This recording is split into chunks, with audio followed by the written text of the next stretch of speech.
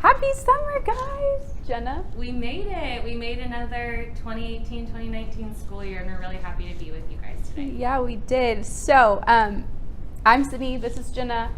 We are so glad that the school year's wrapped up, but we're excited to be here and tell you a little bit about fun summer safety things to look out for. We're going to start by telling you what we do and who we are. So, yeah, absolutely. So again, my name is Jenna, this is Sydney. We both work in the Safe Schools Institute for Crime Stoppers of Houston. Our number one goal in the Safe Schools Institute is to kind of create proactive dialogue, whether we're creating it with students, parents, law enforcement, educators, and just making sure that everyone in the community rallies behind keeping these kids safe. We go around, we talk to kids almost every single day, ranging from kindergarten all the way to 12th grade. Cyber safety, human trafficking, teen dating, animal safety, mental health awareness, and again, not only creating that proactive dialogue and making sure that they understand how to stay safe, but also giving them a safe way to anonymously report. At Crime Stoppers, we have a tip line that you can call and anonymously report crime to. So for the students to be able to speak up when a potential danger is on their campus and feel safe doing so, we think is really important. So we've had a super busy school year. Our staff grew to 4 in our Safe Schools Institute this year, so that's really awesome. But we are glad the school year is wrapping up. But just because the school year wraps up doesn't mean that our work ends. All summer long, we're at summer camps. We're training teachers and counselors and law enforcement on basically everything that we do during the school year. But we go anywhere that students are, anywhere that teachers or parents are. So we've got a busy summer still. We'll be at YMCA all summer. We'll be at Houston Parks and Rec. Where else are we, Jenna? Training teachers, counselors. having meetings with law enforcement, Yeah. just to kind of make sure that all the messaging stays throughout the year. Even though kids are out of school, we don't want to forget to have these important conversations before August. We're so excited to get school districts ready to keep our students safe next year. However, there's a lot to touch on for the summer. I mean, kids are at home so much over the summer, so we want to just spend a little time today talking about what to look out for, things to remember, conversations to have with students. Absolutely, and our number one thing at Crime Stoppers that we kind of say in every presentation, whether we're talking to parents or kids, is to never stop having conversations. So kind of the whole point of this video is to keep that conversation going. We want to talk to y'all about a couple of things today. Home safety, when your kid's home alone and how to prepare them for that. Sitter safety. So if you are deciding to hire a babysitter this summer, kind of the correct protocol to take when doing so.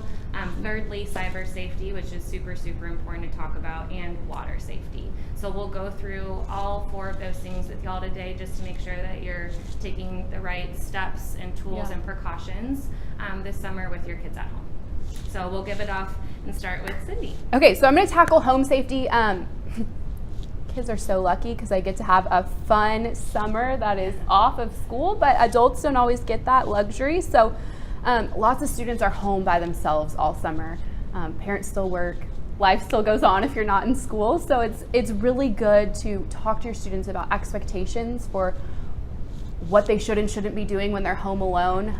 The first thing I'm going to really touch on is knowing your student. Every single student is different, and just because, one student at age 10 is okay to stay home by themselves for a little bit, another 10-year-old might just not be there emotionally or maturity-wise. So know your student, know how they typically respond in emergency situations, or if there's something that's out of the ordinary. How does your student usually respond? Are they really ready to stay home alone? While we would love to just have a free summer where we don't have to have babysitters and that kind of thing, safety is the number one priority. So if you feel like your student is not ready yet, then just maybe one more summer of a babysitter is a really good idea. Now, if you decide, okay, all my kids are ready to stay home alone, really talk to them about what they should and shouldn't be doing when they're home by themselves. First of all, do they have basic first aid skills? Do they know what to do if somebody falls, hurts themselves, anything that could happen, basic first safety? Talk about them. Where's the Band-Aids? Who do they call if that happens? Stuff like that.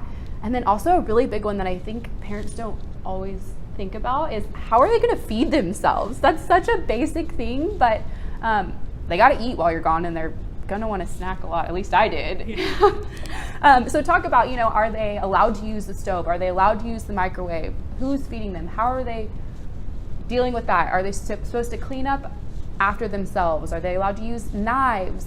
That kind of thing. And like leaving around food that's prepared easily, Yeah. like something that they can just pop in the microwave. Yeah. Doesn't have to be For stove sure. cooked or anything For like sure. that. Can really help them to make sure that they're not hurting themselves. Exactly. And my last thing is just make sure that anything that could be of great danger to them is locked away and stored properly.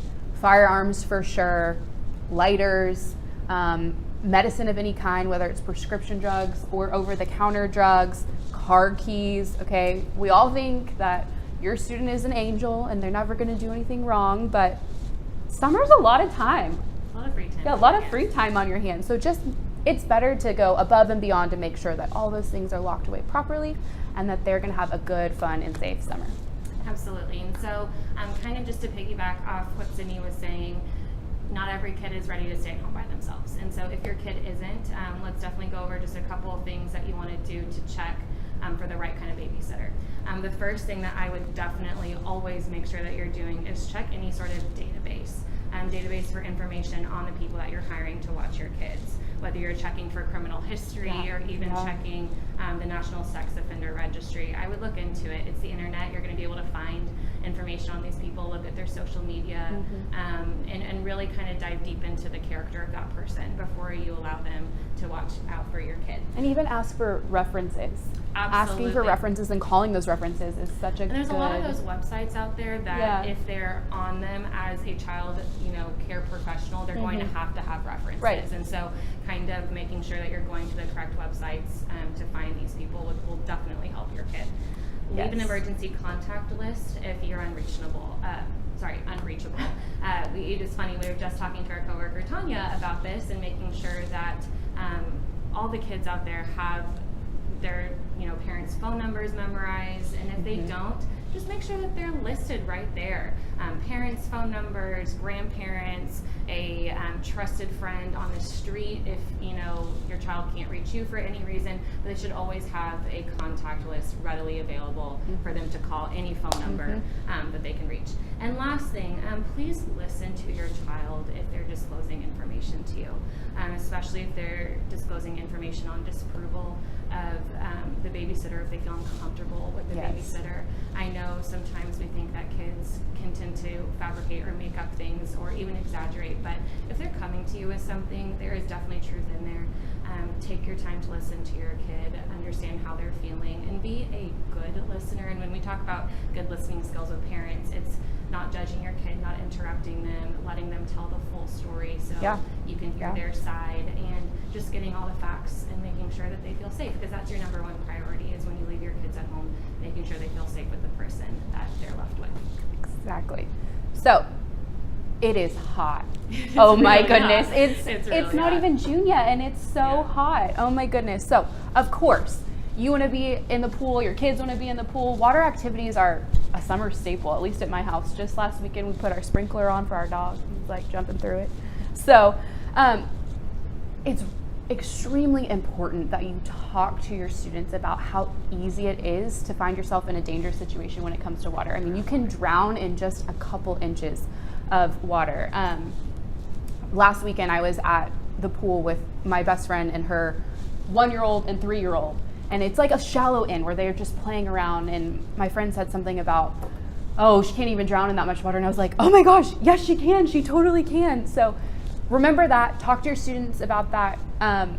Talk about, are they allowed to swim when you're not there with the babysitter or not?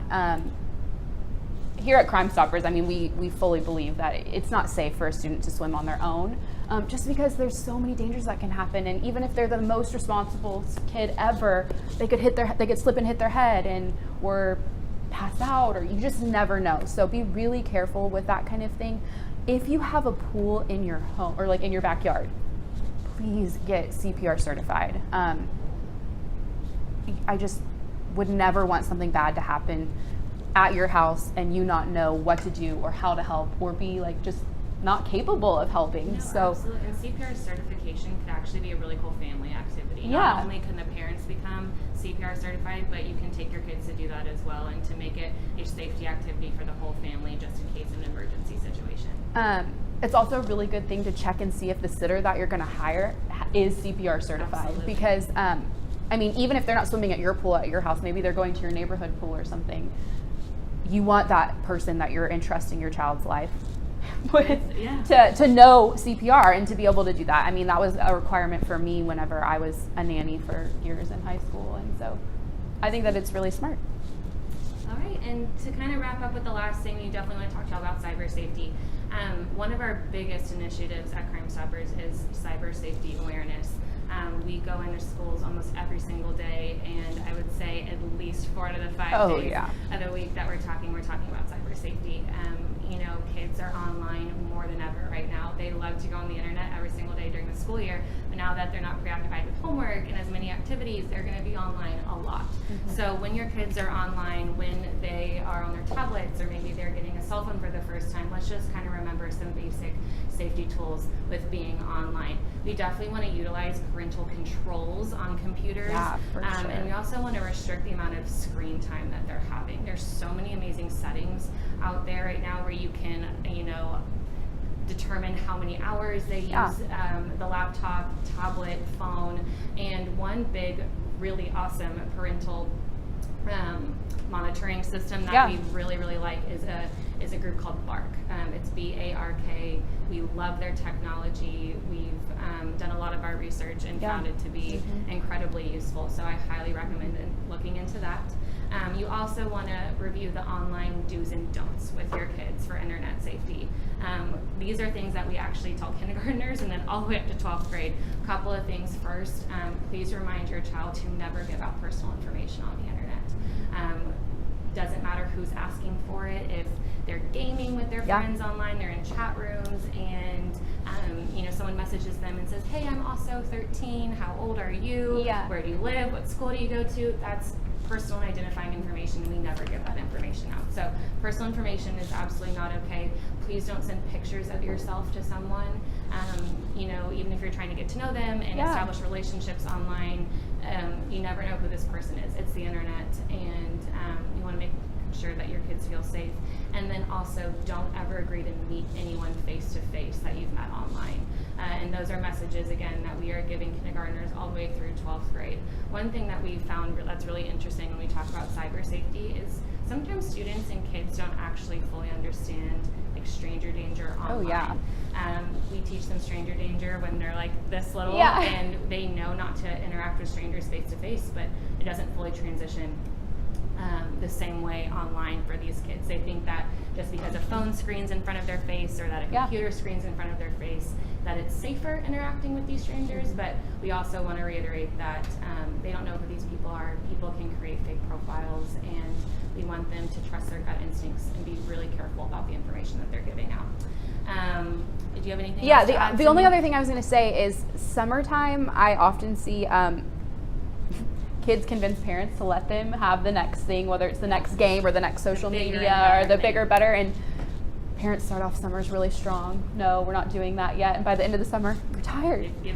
They've given in. So if you're going to allow your student to have a new social media or a new game, make sure you do your research on it and make it small at first, whether that's limiting the amount of followers they're allowed to have or even doing like a trial period to see how they handle that social media or that game or whatever it is. Don't just open up the big bad world of that social media platform or that game without really doing your research on it. Yeah, we don't want to give kids like free access. You know, like here's Instagram, friend as many people as you want. Go over, you know, set a precedent with them. Make sure that they understand to limit the amount of followers they have. Do not accept random friend requests. And one thing that we always like to tell parents is, you know, to make sure that your kids learn what responsibility is online. There's accountability for their actions, and I think just having these conversations with them can be extremely, extremely helpful. You know, when you were talking about utilizing parental controls, I was thinking summer's such a good time to start teaching them to monitor themselves, and then you can trial and error and see, To you know, implement the program. yeah, to implement the program and to see, oh, you know, we only want you on social media or on screen time for 2 hours a day or an hour a day, and then you can talk about it. And if you're finding that they're on it a lot more, summer's a really good time to have those conversations because families are around more. Life isn't as busy as it is during the school year. So I hope that you guys have enjoyed this little sit down, get together. It's been fun, Jenna. It's been really fun, and we hope that y'all have the best summer.